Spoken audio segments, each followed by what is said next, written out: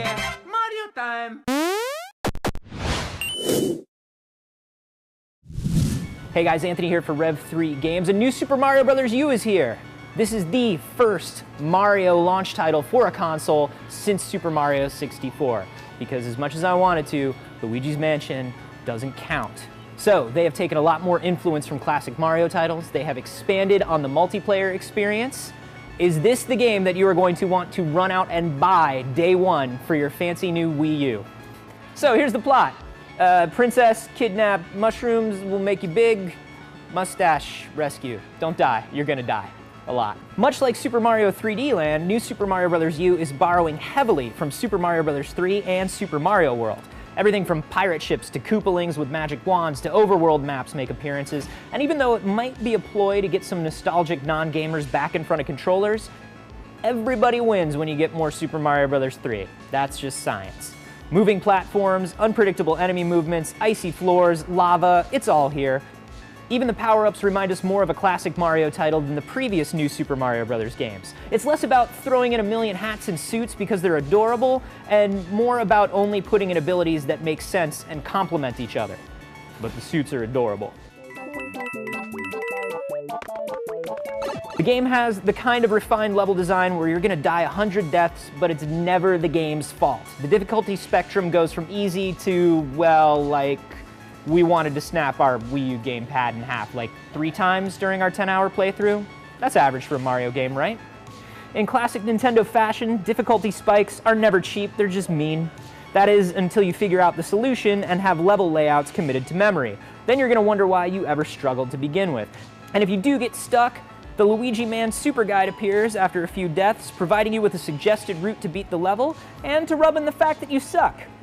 It is kind of nice to see Luigi get some respect, though.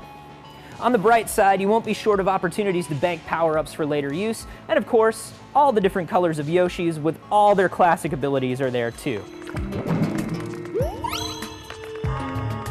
And I mean, come on, this is the first Mario game in HD.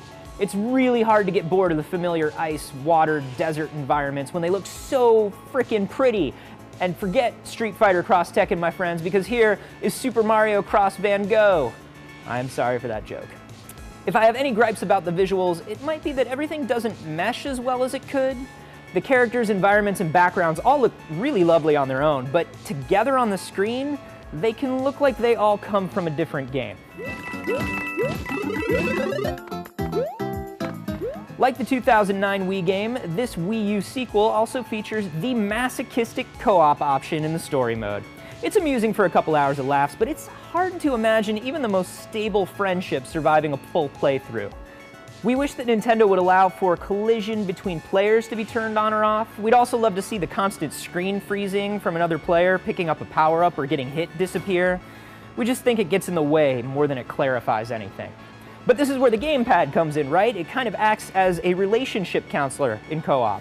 While 1 to 4 players are trying to survive using the Wii remotes, an additional participant on the gamepad can create new platforms that didn't exist before. It's a clever idea, but we've found that the people who would be most attracted to it are the same people who were interested in Co-Star mode in Mario Galaxy, and platform placement is much more difficult than that. Even higher skilled players had some trouble helping instead of hurting, to the point where they were asked to put the gamepad down. Politely and calmly, I assure you. The much more compelling use for the gamepad here is the more general one that Nintendo's been talking so much about. It's the ability to use its second screen to not hog a TV or to be trapped in a single room while you play.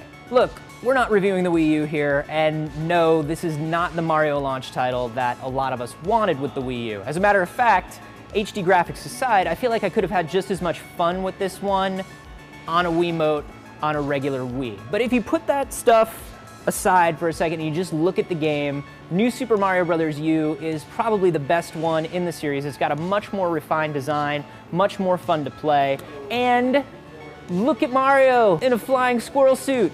That is adorable. We think you should buy it. So that's what we thought of new Super Mario Bros. U. Let us know what you thought down below in the comments. Any questions you have about the game, we are happy to answer them. And be sure to subscribe here for all kinds of video game news. All kinds.